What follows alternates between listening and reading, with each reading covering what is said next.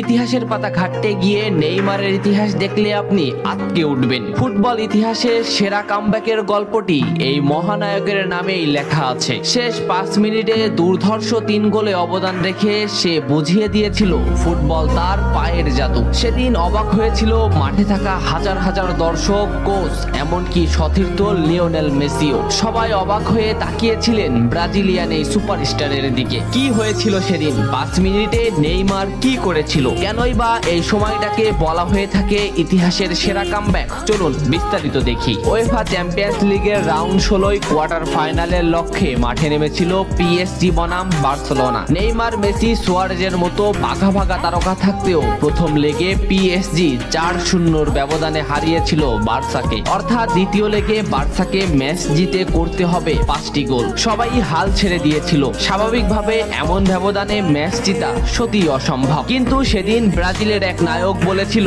এটা সম্ভব, আমরা এটা করে দেখাবো। যেভাবেই হোক না কেন আমরা দলকে ম্যাচ জেতাতে চাই। 2017 সালের 8 মার্চ অনুষ্ঠিত হয় এই ম্যাচের দ্বিতীয় লেগ। ম্যাচের শুরু থেকেই ক্ষিপ্ততা আর দক্ষতা দেখাতে শুরু করেন নেইমার। এই ম্যাচে যেন আবির্ভাব হয় কোনো এক নতুন নেইমারের। এই নেইমারকে তো কেউ চেনে না। ম্যাচের 3 মিনিটেই লুইস সুয়ারেজ পেয়ে যায় প্রথম গোলের দেখা। এরপর নেইমারের ক্ষিপ্ততায় একের পর এক আক্রমণ সাজাতে থাকে বার্সা। এদিন যেন নেইমারকে কোনোভাবেই আটকাতে পারছিল না পিএসজি। নেইমারকে আটকাতে একের পর এক ফাউলই বেছে নিয়েছিল তারা। ম্যাচের 40 মিনিটে লেভিনের আত্মঘাতী গোলে বার্সা পায় দ্বিতীয় গোলের দেখা। ম্যাচের 50 মিনিটে ক্ষিপ্ত থাকা নেইমারকে ডি বক্সের ভিতর ফাউল করে ফেলে দেওয়া হয়। এতে বার্সা পেয়ে যায় পেনাল্টিতে গোল করে দলকে এগিয়ে নেন লিওনেল মেসি। তবে যেমনটা ভাবছিলেন এই ম্যাচের গল্প ফুটবল বিধাতা তেমন ভাবে লেখেননি। 62 মিনিটে বার্সার কফিনে শেষ প্যারাটা পুড়ে দেন এডিনসন কাভানি। এতেই স্তব্ধ হয়ে যায় ক্যাম্প নু।